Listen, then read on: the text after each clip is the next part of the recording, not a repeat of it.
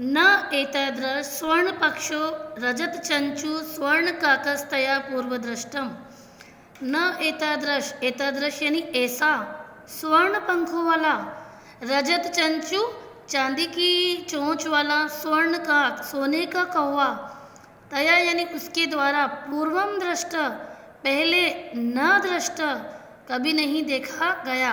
अर्थात ऐसा सोने के पंखों वाला, चांदी की चोंच वाला सोने का कौवा उसने कभी नहीं देखा था। तम तांडुलान खादंतम हसंतम च विलोक्य बालिका रोदितो पारमदा। तम यानी उस कौवे को, तंडुलान यानी चावलों को, खादंते यानी खाते हुए, च हसंत और हंसते हुए, विलोक्य यानी देखकर, बालिका ने रोदितु आरम्भदा बालिका ने रोना प्रारंभ कर दिया। तम निवारयंती सा प्रार्थयत उसको हटाने की वह प्रार्थयत प्रार्थना करने लगी। तांडुलान माँ बख्शे चावलों को मत खाओ, मदिया माता अतीव निर्धना वर्तते। मेरी माता अतीव यानी बहुत ज़्यादा, निर्धन यानी गरीब है। स्वर्ण पक्ष काक प्रोवाद सोने के पंखों वाला कौवा बोला, माँ शुच सोच मत करो। सूर्योदयात प्राक ग्रामात बहि पीपल वृक्ष मनु त्वया आगंतव्य। सूर्योदयात प्राक, सूर्योदय से प्राक यानी पहले ही, ग्रामात बहि गांव के बाहर, पीपल वृक्ष अनु पीपल के वृक्ष के नीचे, त्वया तुम्हें आगंतव्य आ जाना चाहिए। अहम यानी मैं, तुभ्य यानी तुम्हें, तंडुल मूल्य दास्यामी चावलों का मूल्य दूंगा। अर्थात मैंने तुम्हारे जितने भी चावल खाए हैं उन सबका मूल्य मैं दूंगा। प्रहर्षिता बालिका निद्रामपि न लेबे। प्रहर्षिता यानी खुश होकर के बालिका को, निद्रा अपि रात में नींद भी, न लेबे नहीं आई। अर्थात खुशी, जब बालिका बहुत ज़्यादा खुश हो गई तो उसको इस खुशी में बालिका को रात में निद्रामपि नींद भी, न लेबे नहीं आई।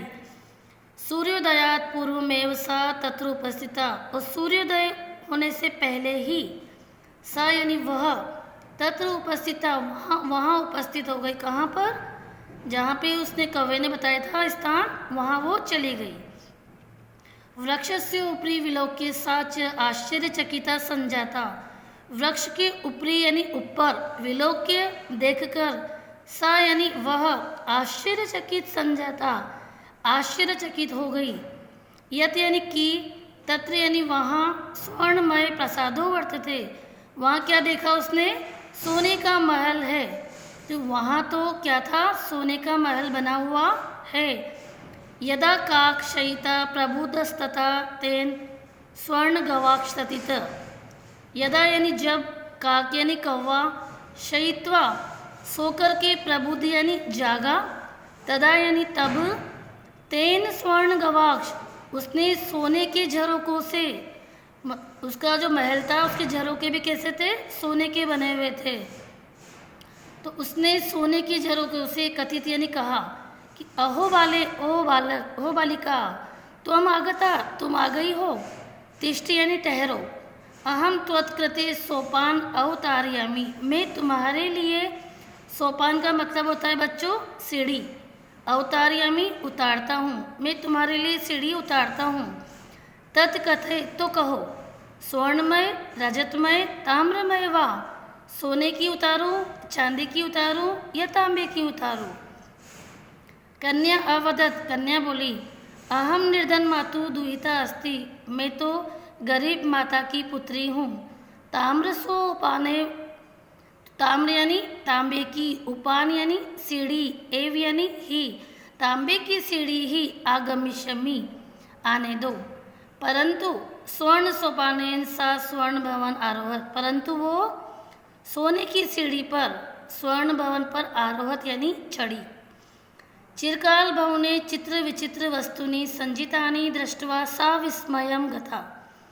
चिरकाल भवने, चिरकाल थोड़ी देर में ही भवन पर पहुंचकर उसने क्या देखा बच्चों? वहाँ पे चित्र विचित्र वस्तु यानी बहुत सुंदर अलग अलग प्रकार की वस्तुओं से सजा हुआ, दृष्टवा देख करके, उस महल को देख करके, सा विस्मयम गता वो आश्चर्यचकित हो गई।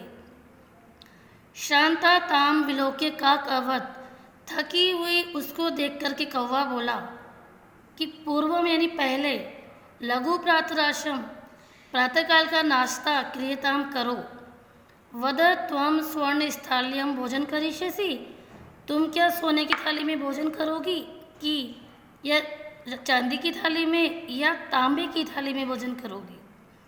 तो बालिका अवदत, बालिका बोली ताम्र स्थाल्याम एवं अहम, मैं तो तांबे की थाली में ही करूँगी। निर्धना भोजन करिष्यामि, मैं निर्धन तो तांबे की थाली में ही भोजन करिष्यामि, भोजन करूँगी। तदा सा आश्चर्यचकिता संजाता, तब वो आश्चर्यचकित हो गया।